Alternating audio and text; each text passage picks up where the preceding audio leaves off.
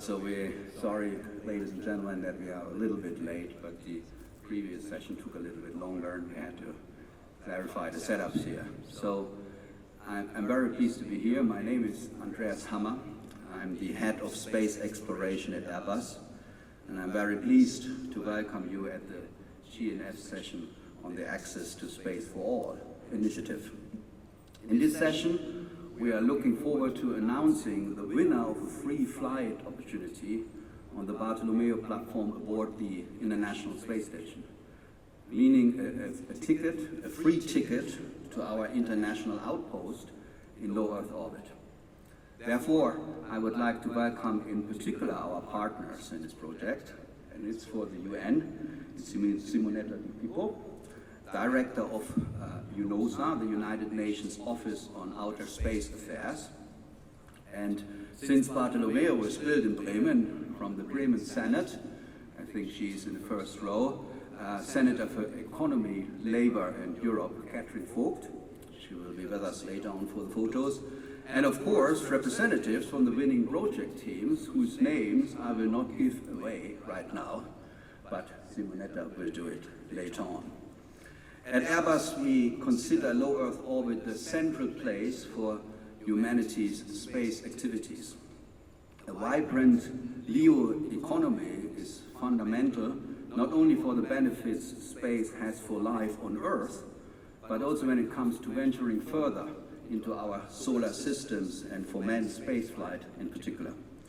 LEO, the low Earth orbit, supports fundamental and applied research that benefits our Earth. The European Columbus module on the ISS allows the crew to perform experimental or application protocols under the conditions of outer space.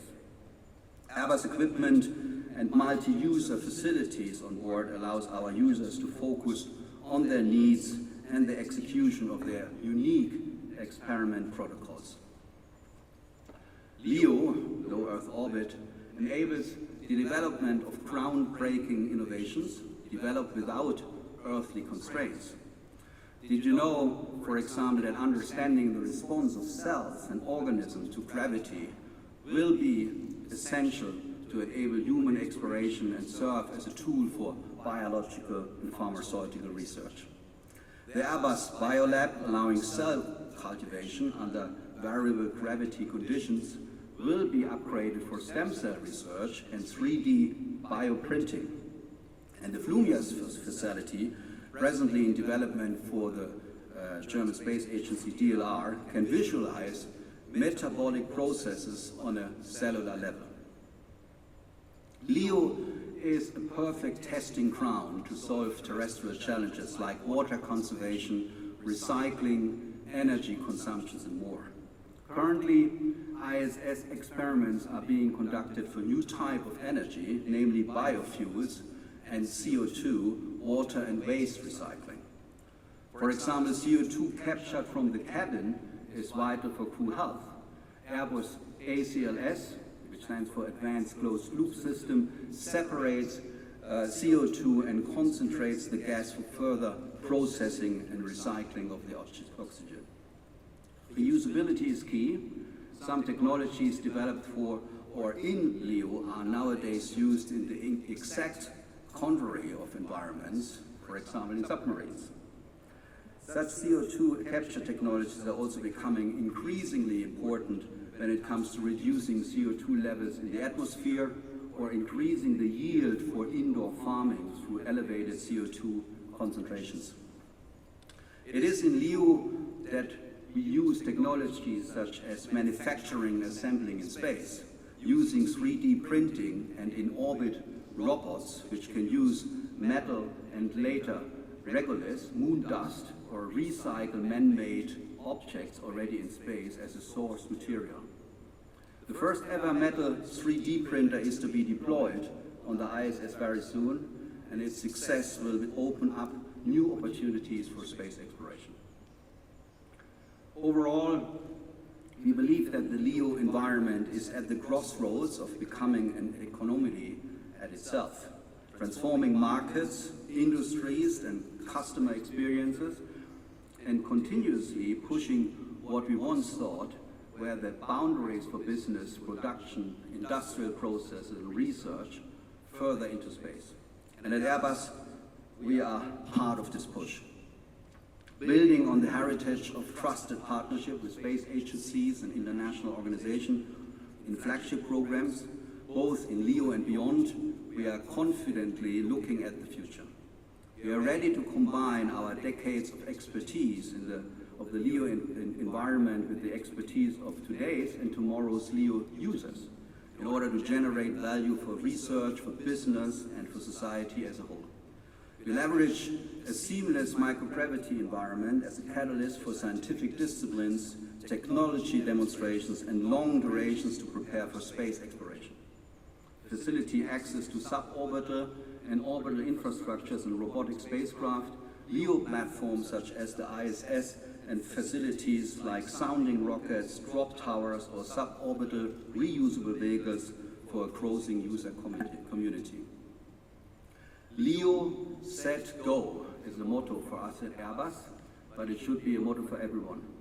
We are keen to work alongside ESA in preparing a post-ISS LEO environment and ensuring continuity of Europe's commercial and public presence in LEO with the open science and habitation concept SciHab. It is an orbital platform covering basic science and habitation functions with a strong emphasis on a commercial nature and open partnerships. We envisage a thriving ecosystem where companies conduct research and activities in low Earth orbit. With these players in mind, we have developed a portfolio that covers the entire spectrum of LEO utilization.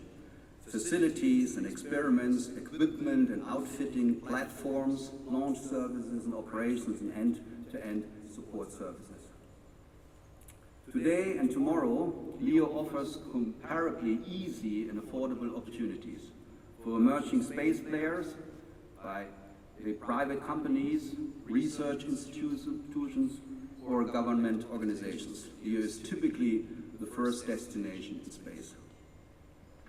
To facilitate access to LEO, Airbus invested in a commercialization project on the ISS, the Bartolomeo platform, attached to the European Columbus module that is now commercially available for hosting payloads for private and institutional players alike. To make it as easy as possible, we are offering an end-to-end service, including design and manufacturing of the payload to be hosted as the customer requires. This enables dedicated and affordable missions in LEO for everybody, hence access to space for all. The UNOOSA's Access to Space for All initiative reflects exactly that same ambition, which is why Airbus has decided to become a partner in this initiative and to offer a free of charge flight opportunity on the Bartolomeo platform. And now it's my pleasure to introduce Dr. Simonetta Di Pippo, Director of the United Nations Office for Outer Space Affairs, and by the way, one of the few people I know, or maybe the only one, to be honest, that has an asteroid named after her in recognition of her contributions to the space field.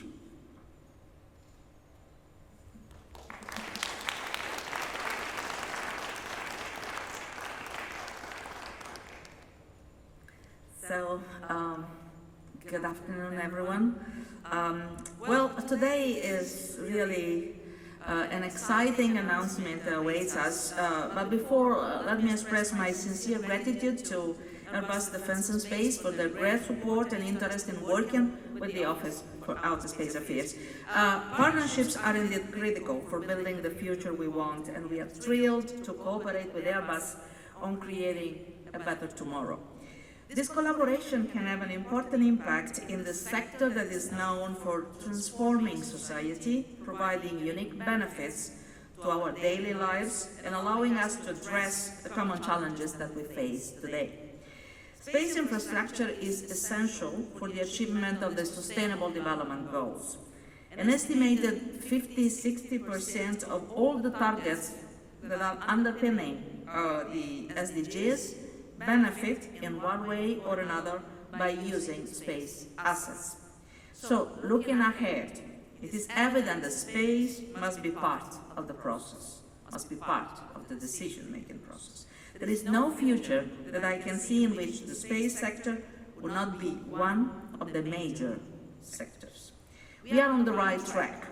The number of countries with at least one satellite in orbit has more than doubled in the last 20 years. But even with this booming space sector, we are far from leaving no one behind.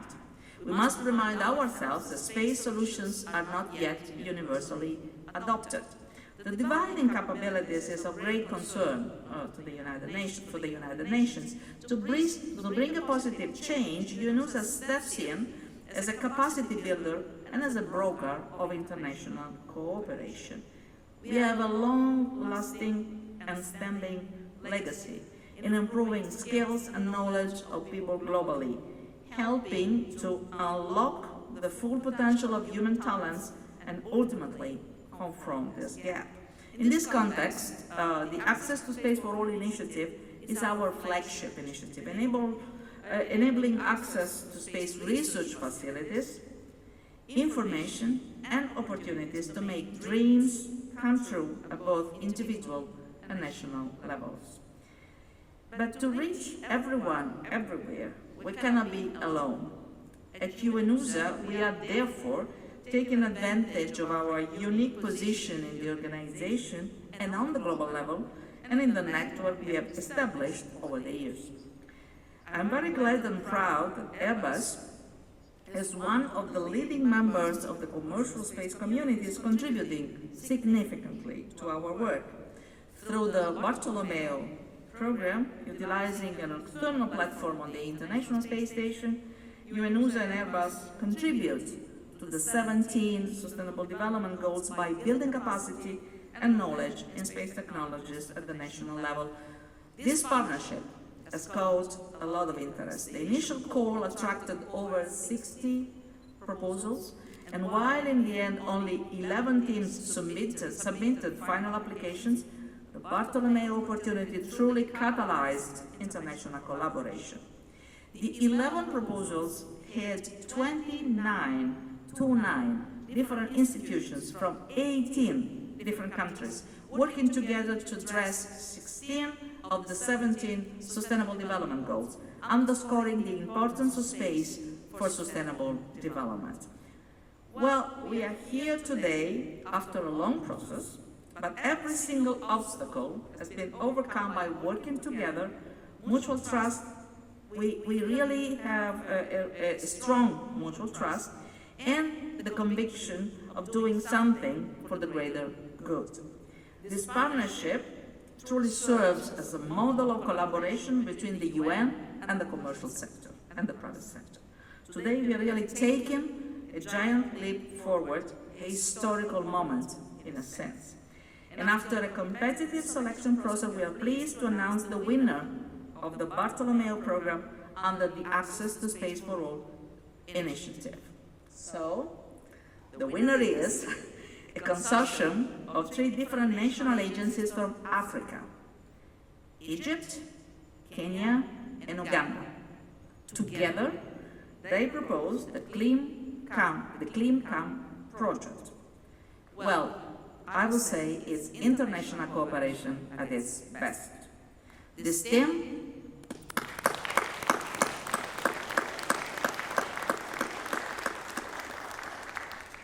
team will develop remote sensing camera to monitor water, floods, and climate change, supporting 5 different SDGs.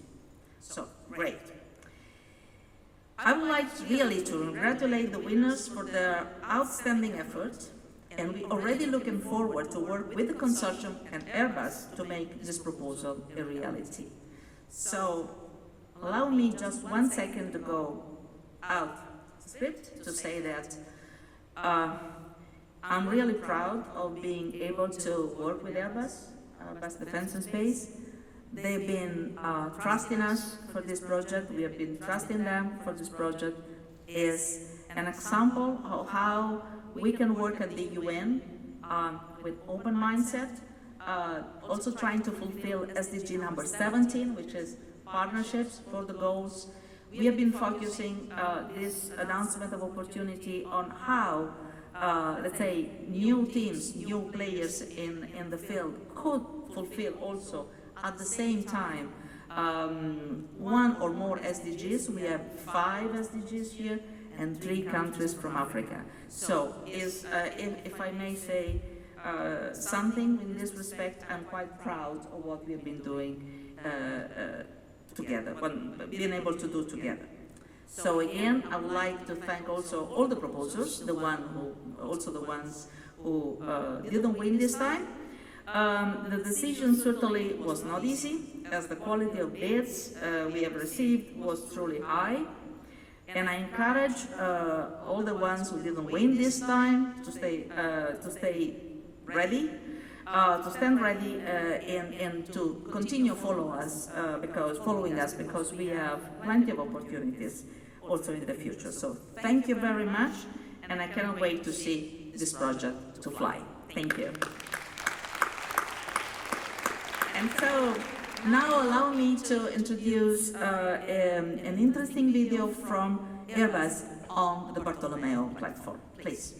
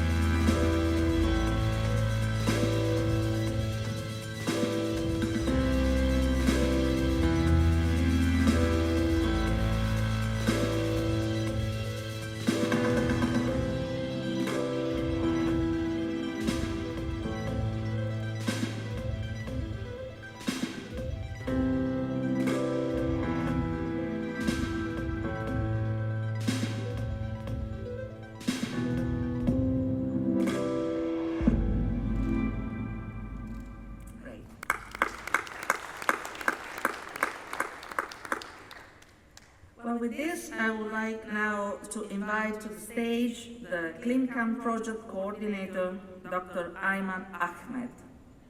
Thank you. Please.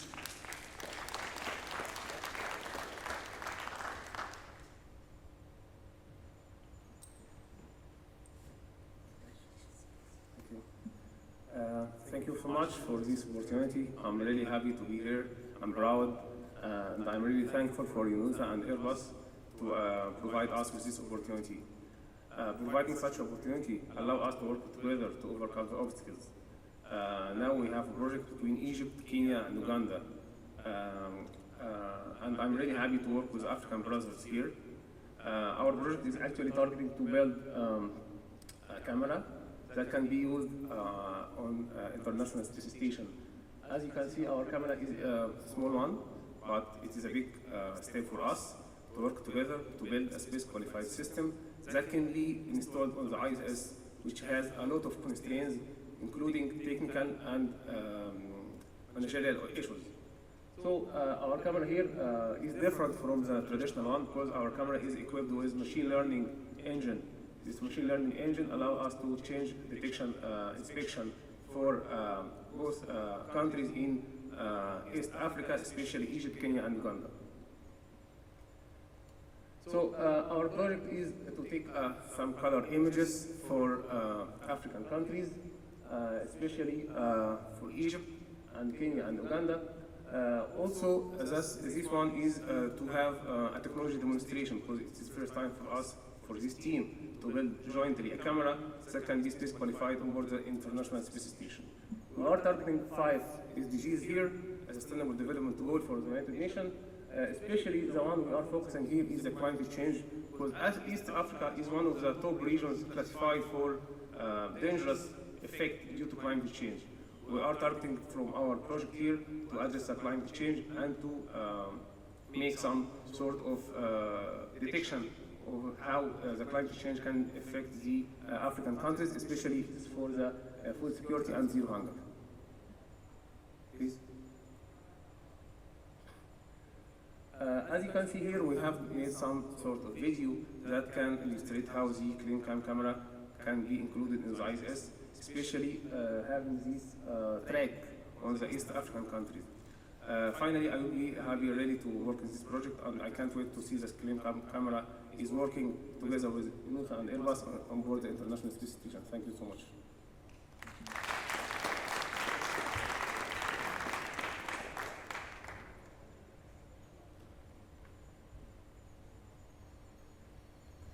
Thank you very much. And now we go for the signature ceremony. In this respect, I will kindly ask the director of the Egyptian Space Agency, Dr. El Kousi, and the director of the Kenyan Space Agency, Mr. Kipkos Gay, I hope I pronounced it properly, to join us on stage for the signature.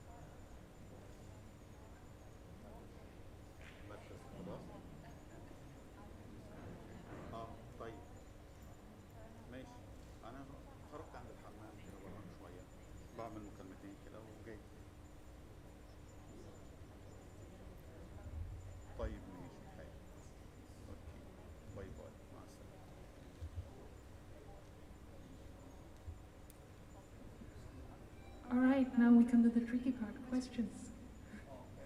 Questions from the audience. Are there questions in the room?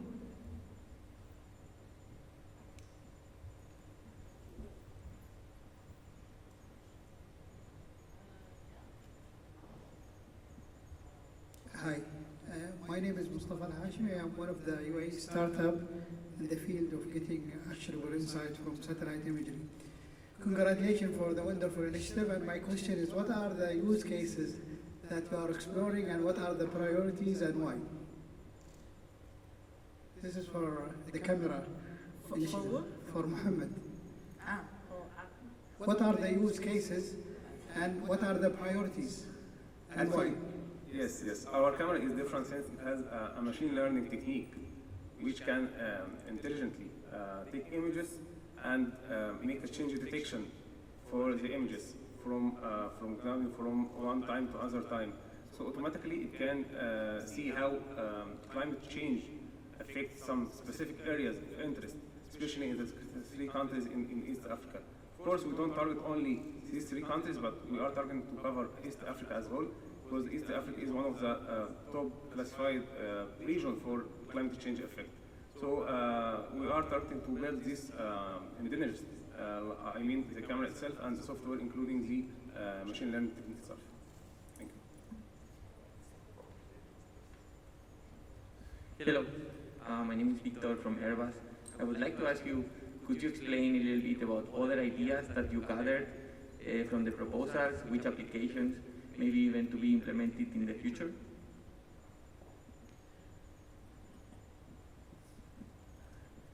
So, if I understand the question correctly, you would like to get a little bit more information on the Access to Space for All initiative in general, or this one specifically? I didn't get it. Yeah, so from the proposals that were received for this initiative, which kind of ideas were there, and maybe you have plans for implementation in other future missions? Well, this I cannot disclose because clearly is also to protect the ones who made the proposals. What I can tell you is that the process has been quite interesting and also tough because a lot of work for this joint meeting, the joint group of experts between UNOOSA and Airbus Defence and Space. What we do also is to provide feedback to the proposers in a way that they, next time when they will present again, hopefully, their proposals, they can get it through, because you know, for us it's a capacity building process.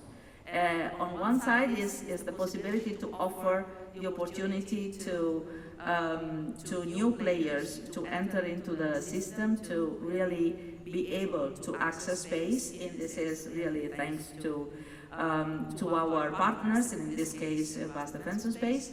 But it's also a process for us to transfer knowledge to these teams. So also the feedback process, I mean, providing information to the teams who didn't make it may be very helpful. And we, under the Access to Space for All initiative, we have another project called KiboCube, which is developed together with JAXA, the Japanese Space Exploration Agency. And in order to help teams to prepare better, let's say better proposals, we put together also what we call the KiboCube Academy, focusing on what is needed for the proposals to make, but to present better proposals. And we are also discussing this with Airbus. We have been doing also webinars, because again, it's a holistic approach to capacity building. But again, the main point here is that this triangular cooperation, where we have a so important company in the world like Airbus Defence and Space helping us and putting a lot of effort. I have to say, I have to underline that for them, for Airbus Defence and Space, is a lot of effort in terms of, you know, resources and human resources also. And this is extremely important for us because it helps us to help other countries to become spacefaring countries. So again, it's a great example. It's international cooperation at its best.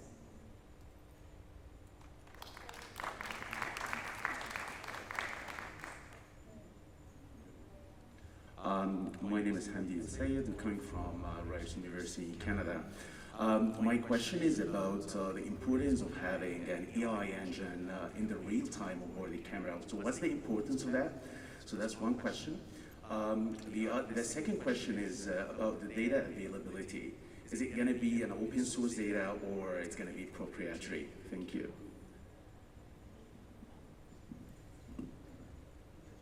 Okay, thank you for the question.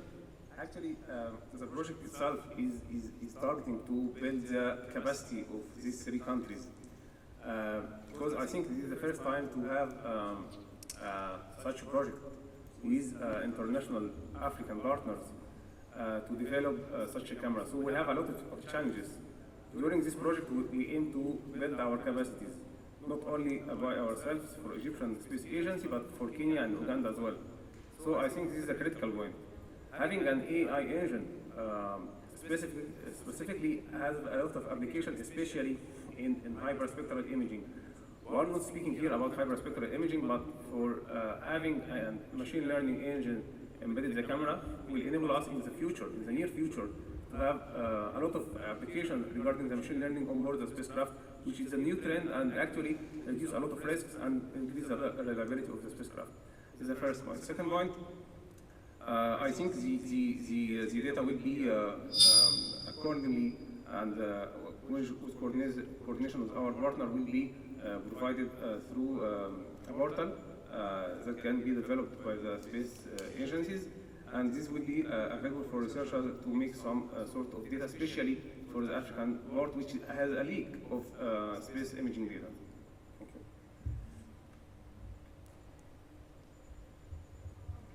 Okay, it seems like that was it in terms Okay, of yeah. questions. Yes. Yeah, I believe also the time is over.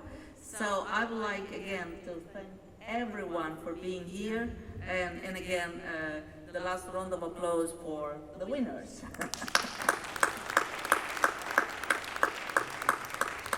Thank you.